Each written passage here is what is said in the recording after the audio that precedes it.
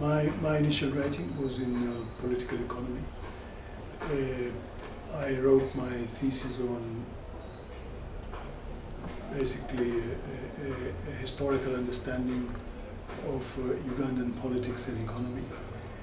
And it was driven by the fact that I was doing my research while the expulsion was happening.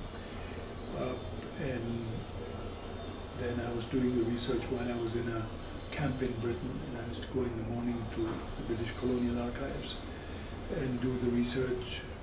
The time the archives opened at 9 a.m. until 4 p.m., which is when they used to close then on Portugal Street. So my interest in political economy continued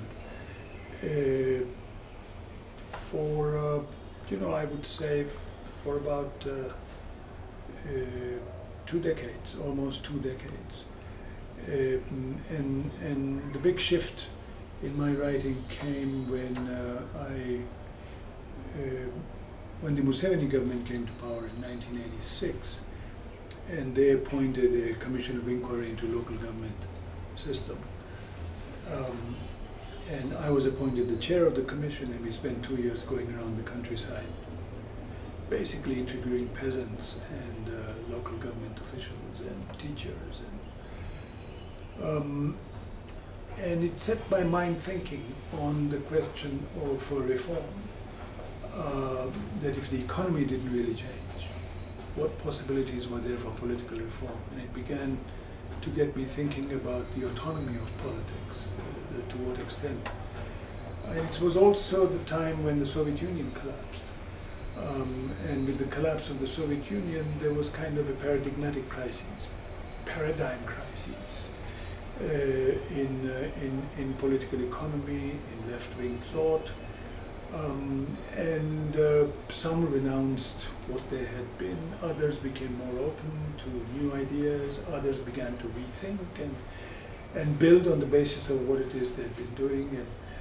And so I was both more open and rethinking, and along with this question of political reform, I began to invest my energies in understanding the political system, the kind of political system that had been devised under the British. And I had, during the early 80s, over 6 years, when I was in my political economy phase, I'd done research in villages all around Uganda over 6 years at different times. And in my research, I'd never really gone beyond the economy of farms and agriculture. But when I went back in the local government commission, then I began to ask peasants about their relationship to government and government officials. And I realized that actually the key issues which determined a peasant's life circumstances were all determined by officials, not by representatives in parliament. And that actually officialdom, a chief, just simply a government chief, was not only an administrator who implemented policy, but also had the right to pass a bylaw, which wouldn't contradict the national law, but could demand a development tax, could demand the contribution of a minister who was visiting, and had the right to arrest you if you transgressed that bylaw.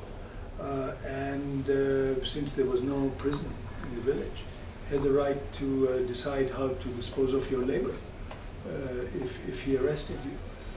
And he could rent out your labor to somebody else and pocket the money.